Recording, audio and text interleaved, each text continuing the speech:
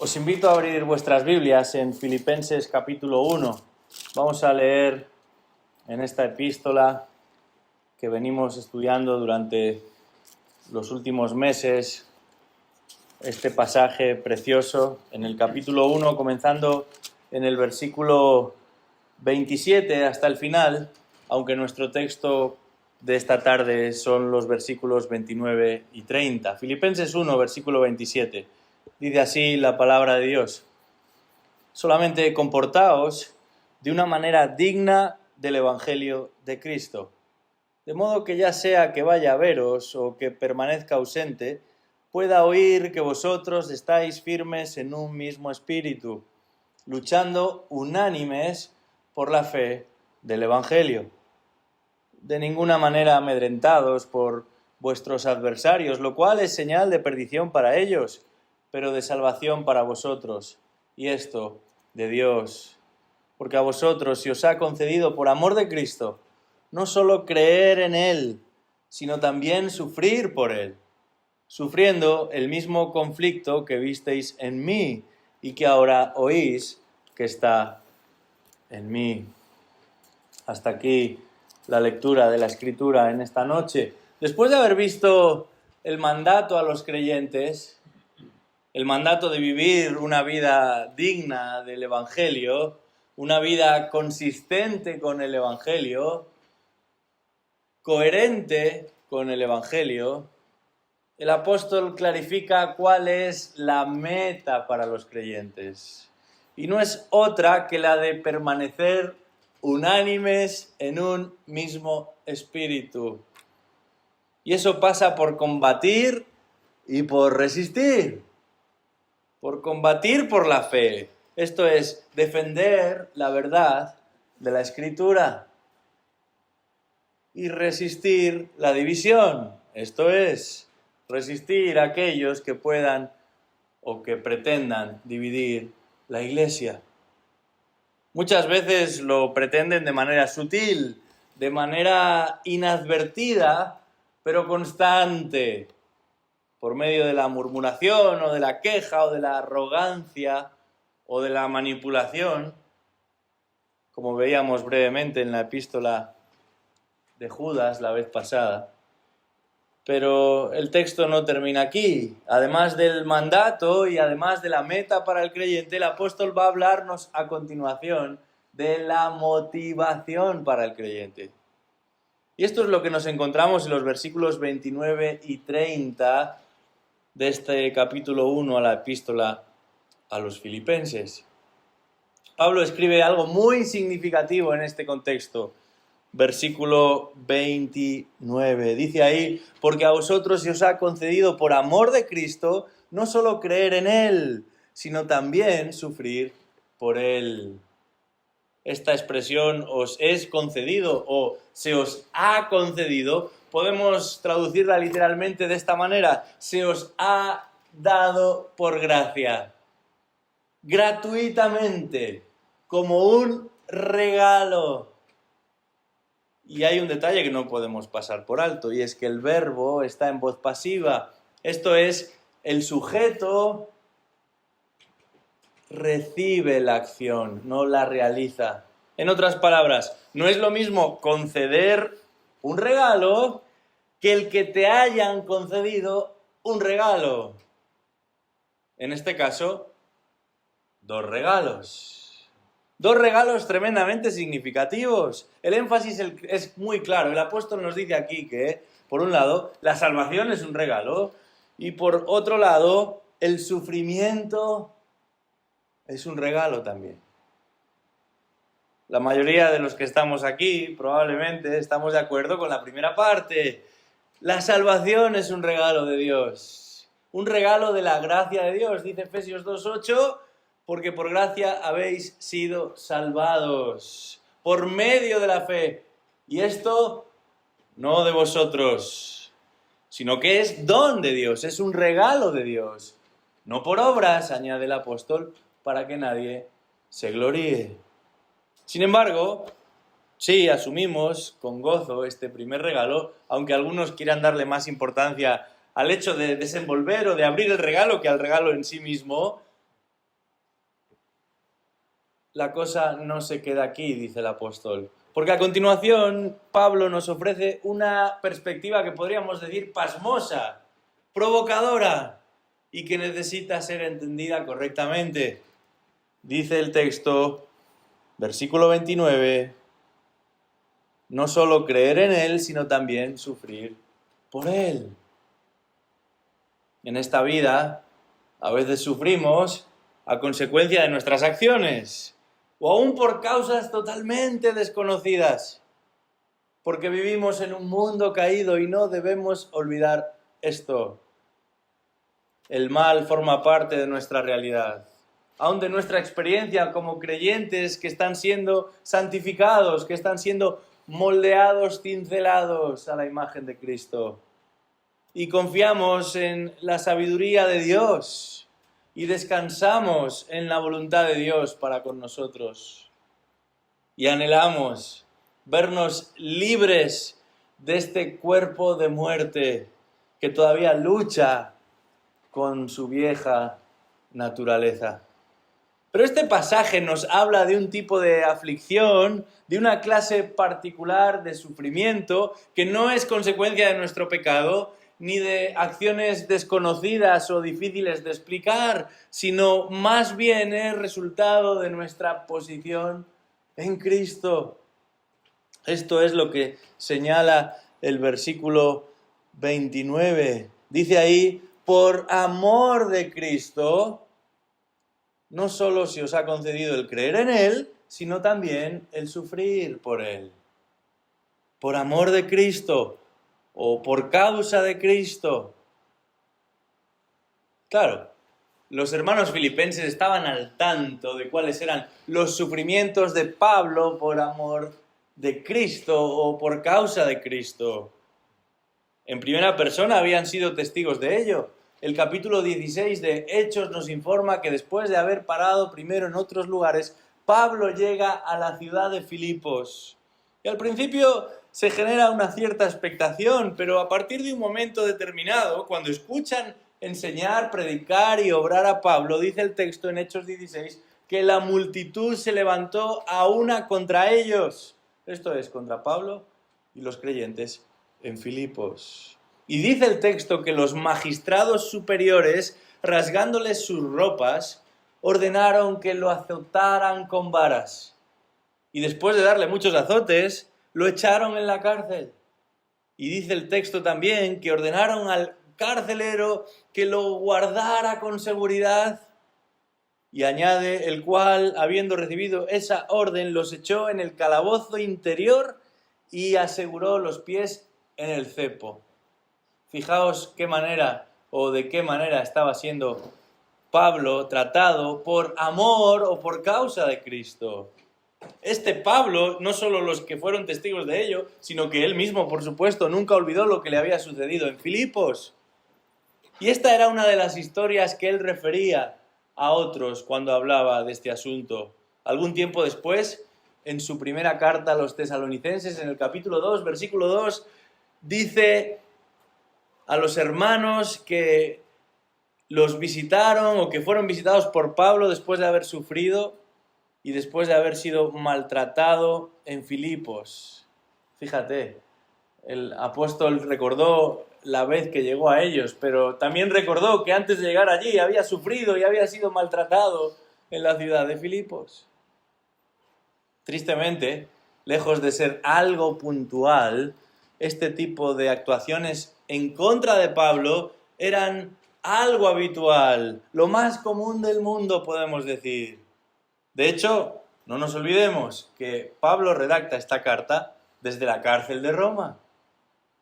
Y alguno podría pensar, bueno, así es, los misioneros pueden llegar a sufrir de esta manera. ¿Verdad? Los predicadores en determinados ambientes pueden llegar a experimentar oposición de esta manera. O los ministros cristianos que proclaman a Cristo a causa de su compromiso con Cristo.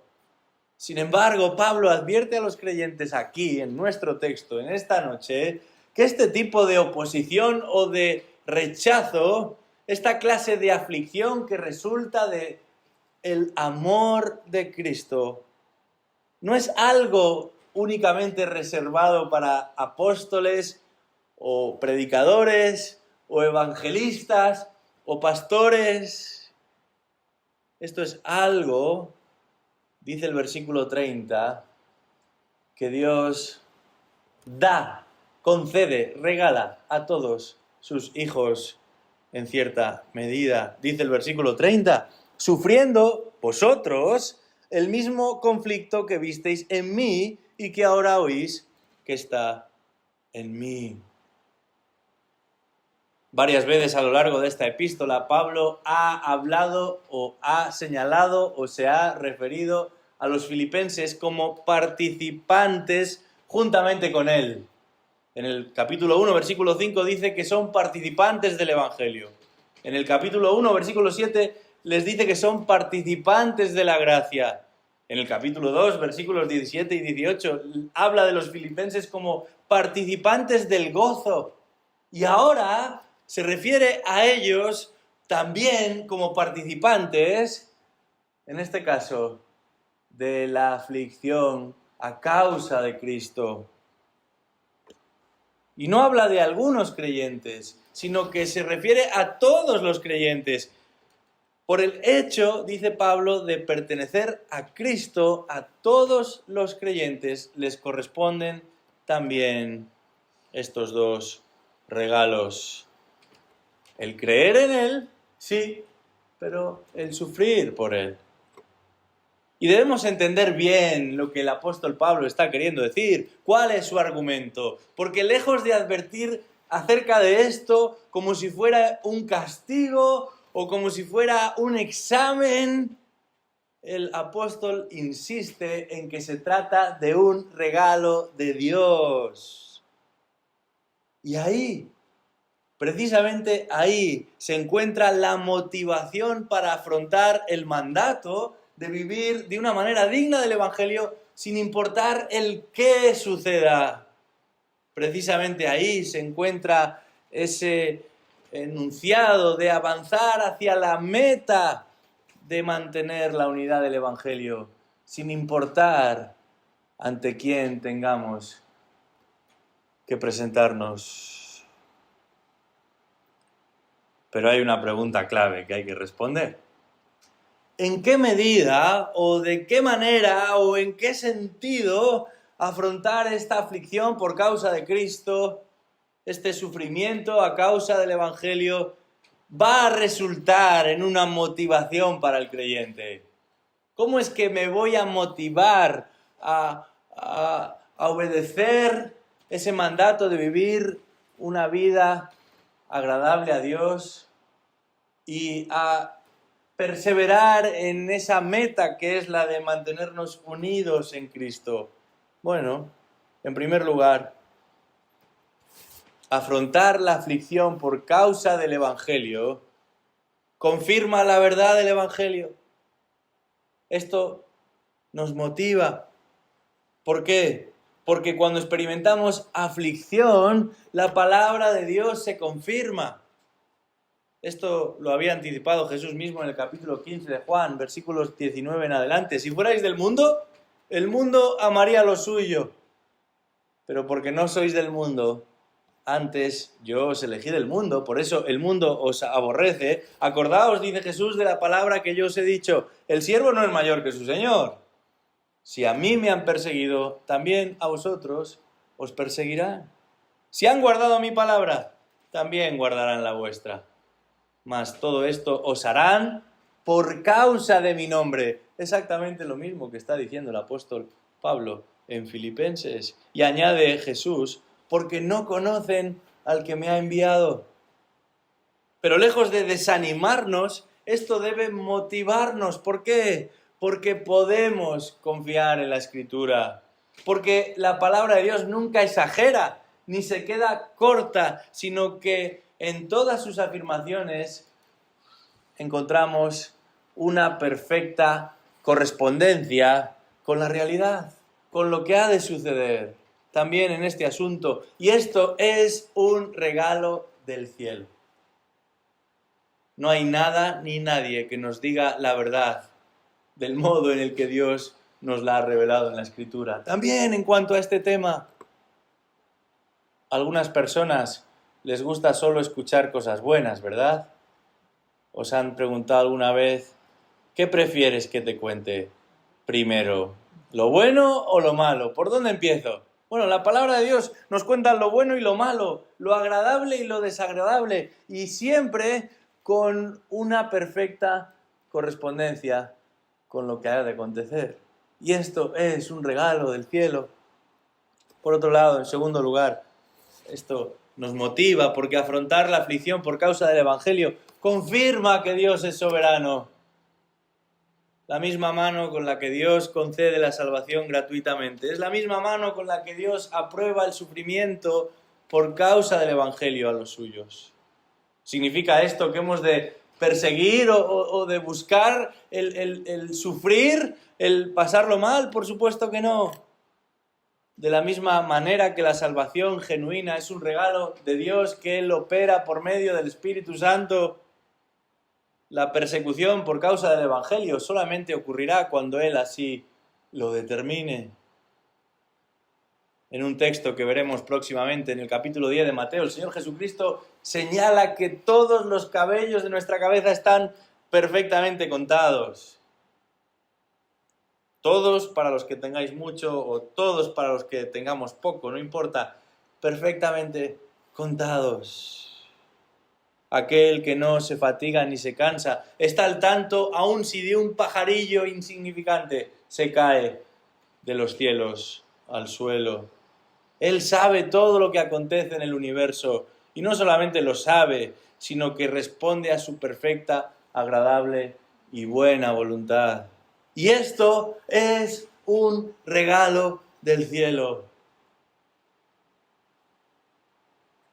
Pensar en este cuidado, en esta concesión, en este regalo de Dios, en tercer lugar, nos motiva porque afrontamos la aflicción de la que nos habla en este texto por causa del Evangelio y confirmamos que somos del Señor. En 1 Pedro 2:20 dice, pues qué gloria es si pecando sois abofeteados y lo soportáis.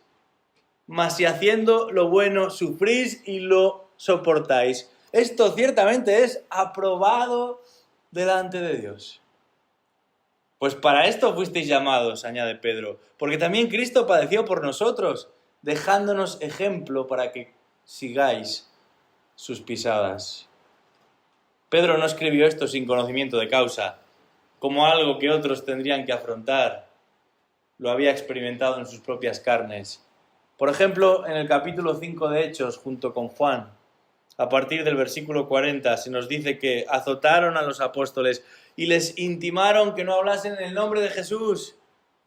Y ellos salieron de la presencia del concilio, dice el texto, gozosos de haber sido tenidos por dignos de haber o de padecer afrenta por causa del nombre. Y no solo no callaron, sino que todos los días, añade Lucas, se dedicaban a predicar, a anunciar, a enseñar a Jesucristo.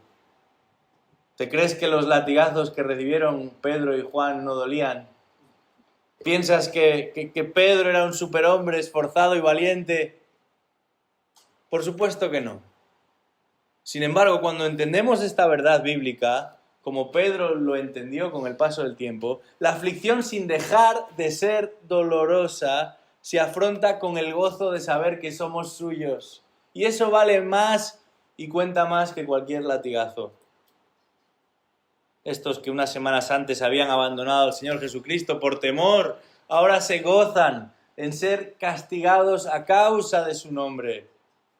Entre otras razones, porque soportar la aflicción es una confirmación más de que estamos en Cristo, de que somos de Él. Y esto es un regalo del cielo. Y relacionado con esto, de nuevo, nos motiva a pensar en ello, porque afrontar la aflicción por causa del Evangelio desenmascara a los falsos convertidos. Esto es importante también. A lo largo de la historia son muchos los que un día fueron parte de alguna congregación, quizás se bautizaron, a lo mejor sirvieron por un tiempo determinado, pero en un momento de sus vidas, igual que la mujer de Lot, dieron la espalda, en este caso a Cristo, para volverse al mundo. Y no hizo falta que se convirtiesen en una estatua de sal para que nunca regresasen a la senda de la vida. Porque cuando las cosas se tuercen, cuando humanamente no tenemos que ganar y sí tenemos mucho que perder, cuando según la opinión de la mayoría o simplemente a la luz de los estándares de este mundo, todo parece ir en otra dirección, dice la Escritura, aún en los tiempos de Jesús, que muchos decidieron dejar de andar con Él. Esto es dramático, esto es triste, esto es lamentable, esto es un viaje sin retorno. Y lo emprendieron por lo que podían perder o por aquello de lo que no querían desprenderse. Hermanos, pocos filtros más eficaces y mejores que la aflicción para confirmar quiénes somos del Señor y quiénes no son del Señor. Y esto es un regalo del cielo.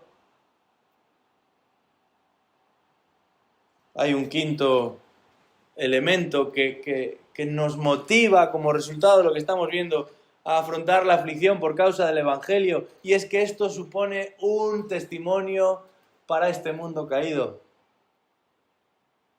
Alguna vez hemos mencionado a Tertuliano, este teólogo norteafricano, muy capaz, entre otras cuestiones, famoso por haber acuñado el término Trinidad que tanto empleamos hoy, ¿verdad? Bueno, este hombre escribió al respecto de la persecución lo siguiente: la sangre de los mártires es semilla de nuevos cristianos. Y lo es en dos sentidos, podemos decir. Por un lado, por el testimonio de los creyentes en medio de la persecución, pero también por las oportunidades para predicar el Evangelio a otros. Este Pedro, que sabemos por lo que los Evangelios nos relatan, en varios momentos de su vida no era muy favorable ni estaba dispuesto a sufrir, y menos por causa del Evangelio, en su primera epístola, capítulo 2, versículo 11, dice lo siguiente: Amados, yo os ruego como a extranjeros y peregrinos, que os abstengáis de los deseos carnales que batallan contra el alma, manteniendo vuestra buena manera de vivir entre los gentiles, para que en lo que murmuran de vosotros como de malhechores, glorifiquen a Dios en el día de la visitación al considerar vuestras buenas obras. Pedro está diciendo que a pesar de la oposición y el rechazo, hemos de perseverar, porque cuando lo hacemos estamos dando un testimonio incomparable, al punto que en un momento determinado algunos se volverán a Dios, asombrados de lo que Él hace en la vida de sus hijos. Y esto es un regalo del cielo. Pero este regalo de enfrentar y afrontar la aflicción por causa del Evangelio supone todavía más beneficios para el creyente. Y tengo que ser breve. En sexto lugar, porque nos permite avanzar en santidad. No solamente porque confirmamos y avanzamos en nuestra fe, sino porque también nos obliga a examinarnos a nosotros mismos para ver si estamos caminando, viviendo en la fe adecuadamente. Y uno, ante la aflicción que llega a su vida, habrá de preguntarse: ¿qué es lo que está sucediendo? ¿Es esto un aviso del cielo? ¿Será que en algo no estoy obrando bien? ¿Es quizás Dios mismo el que me está disciplinando en un aspecto concreto de mi conducirme? ¡Qué bendición pensar en nuestra realidad espiritual como resultado de la aflicción que llega a nosotros! Porque dice la Escritura que no hemos de temer al que puede acabar con el cuerpo, sino al que puede arrojar y acabar con nuestra alma en el infierno. Aflicción o la aflicción por causa del Evangelio revela nuestras limitaciones, nos previene del orgullo, facilita una comprensión realista y certera de quiénes somos realmente. Y aunque no haya ningún pecado que confesar, sí hemos de confesar que nosotros, por nosotros mismos, no logramos ni somos capaces de perseverar. Y esto es un regalo. Aún en nuestra flaqueza y debilidad, damos gracias a Dios porque Él nos ha revelado que le necesitamos a Él, que no somos nada sin Él. Y esto nos motiva. Igual que nos motiva a afrontar la aflicción a causa del Evangelio, aumentando nuestra dependencia del Señor. Porque esta aflicción nos motivará, nos impulsará, nos conducirá a refugiarnos en Dios, sabiendo que no es en nuestras fuerzas, sino en las suyas donde encontraremos el impulso y la protección que necesitamos. ¿Puede haber algo mejor para el creyente que buscar a Dios? ¿Y cuándo es que buscamos a Dios más que en los momentos de aflicción? ¿Puede haber algo mejor para el creyente que refugiarnos en Dios? ¿Y cuándo es, sino en el momento del sufrimiento, que buscamos esa protección de parte de Dios?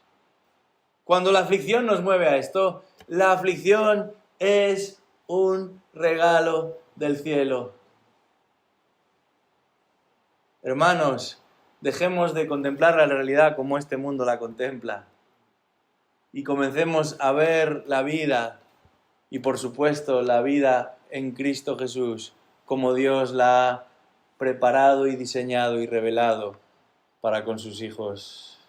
Cuando seas despreciado por tu fe, cuando te humillen, cuando te sientas desanimado por tu condición de cristiano, recuerda esto: el mismo Dios que te ha salvado es el que está permitiendo esto en tu vida. Es parte de su regalo de gracia para ti. Y después de haber considerado esta verdad, da gracias a Dios por todo lo que Él hace y permite en la vida de los suyos, incluida la aflicción, porque esta también y especialmente obra para nuestro bien, como un jarrón que ha de ser moldeado a la imagen de su creador. Necesitamos ser introducidos en ese horno de fuego, donde las temperaturas son altas, pero es cuando ese calor impregna y afecta a esa materia que el barro se vuelve moldeable. A temperatura ambiente, cualquier trato con esa pieza provocará su ruptura. Sin embargo, cuando ese estado natural aparentemente satisfactorio es sustituido por una temperatura extrema como la es del horno, entonces sí, notamos cómo puede ser manejado a la manera que el orfebre desea, que el alfarero necesita. Esos somos nosotros en las manos de Dios. En lugar de protestar, de quejarnos, de buscar una salida, pensemos de qué manera Dios está utilizando esas circunstancias aparentemente tan adversas para vindicar su nombre, pero también para obrar de una manera singular en nosotros. Y entonces, la aflicción será no un problema ni un castigo, sino una oportunidad para que Dios siga obrando a nuestro favor. Vamos a orar. Señor, en este día te damos las gracias porque eres generoso con tus hijos, porque nos cuidas, nos sostienes y nos das mucho más de lo que necesitamos. Y en tu misericordia nos has dado la salvación. Es un regalo inmerecido. Nos has considerado y has enviado a tu propio Hijo, el único, el primero de todos, aquel cuyo poder sostiene el universo. Él vino a este mundo para sufrir y ser castigado como un pecador, con el fin de redimir a los que vendrían a ser llamados hijos de Dios. Te alabamos por eso. te adoramos sin comprender las profundidades de tu amor, pero también a la luz de tu palabra. Queremos llegar a poder darte las gracias también por la aflicción. Queremos entender la vida y ver el mundo como tú lo ves y dar gracias por cada una de esas luchas que experimentamos, por cada flecha, por cada ataque que hemos de enfrentar. Oh Dios, tennos por dignos, como decía Pedro, de ser considerados como parte de tu batallón. Y no permitas que nuestra pobre vista, que nuestro deseo de bienestar, no simplemente material, sino también vital, nos aparte de ser tocados por la mano de Dios. Porque tu mano es buena, es agradable, es hermosa, es sabia en todo lo que persigue. Obra en nosotros de tal manera en que podamos darte las gracias por todo aquello que tú has preparado, incluida la aflicción, porque sabemos que todo para con tus hijos obra para bien. Pedimos esto en el nombre de Jesús. Amén. Amén.